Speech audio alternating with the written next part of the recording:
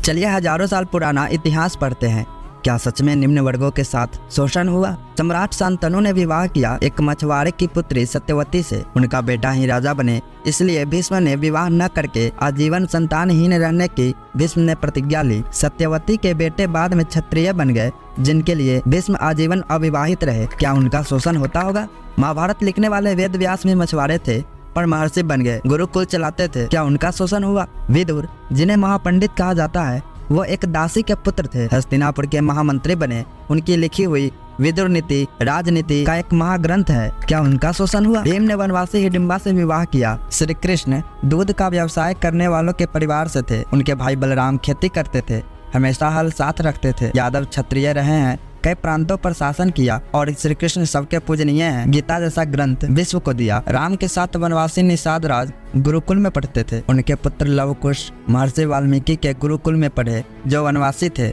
तो ये हो गई वैदिक काल की बात। स्पष्ट है कोई किसी का शोषण नहीं करता था, सबको शिक्षा का अधिकार था। कोई भी पद तक पहुंच सकता था अपनी योग्यता के अनुसार। वर्ण सिर्फ काम के आधार पर थे, वो बदले जा सकते थे, जिसको आज इकोनॉमिक्स में डिवीजन ऑफ लेबर कहते हैं। प्राचीन भारत की बात करें तो भारत के सबसे बड़े जनपद मगध पर जिस नंद वंश का राज रहा, वो जाति से नाई थे। नंद वंश की शुरुआत महापद्मनंद ने की थी, जो कि राजा नाई थे। बाद में वो राजा बन गए, फिर उनके बेटे भी बाद में सभी क्षत्रिय ही कहलाए। उसके बाद मौर्य वंश का पूरे देश पर राज हुआ, जिसकी शुरुआत चंद्रगुप्त से हुई, जो कि एक मोर पालने वाले परिवार से थे।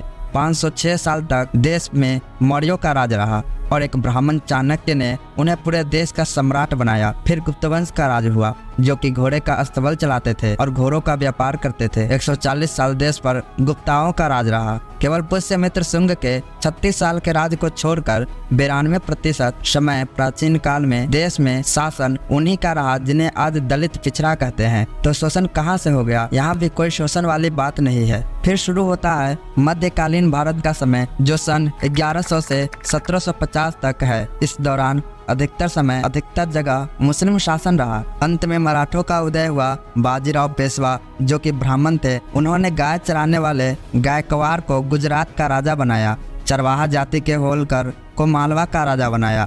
अहिल्याबाई होलकर खुद बहुत बड़े शिव भक्त थी। ढेरों मंदिर गुरुकुल उन्होंने बनवाए। मीराबाई, जो कि राजपूत थे, उनके गुरु एक चर्मकार रविदास थे और रविदास के गुरु ब्राह्मण रामानंद थे।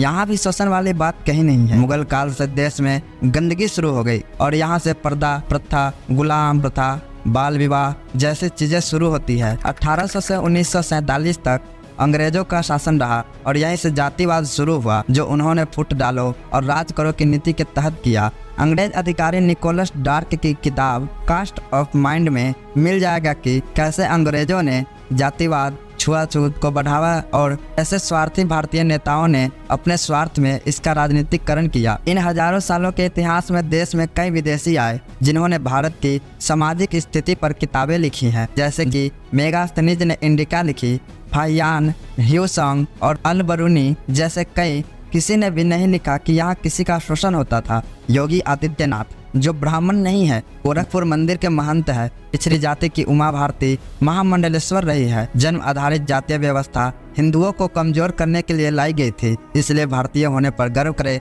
और घृणा, द्वेष और भेदभाव के षड्यंत्रों से खुद भी बचे और औरों को भी बचाए। गर्व से कहिए हम हिंदू हैं, जाति पे नहीं अपने धर्म पर गर्व करें। जय हिंद, जय भारत, जय श्री राम।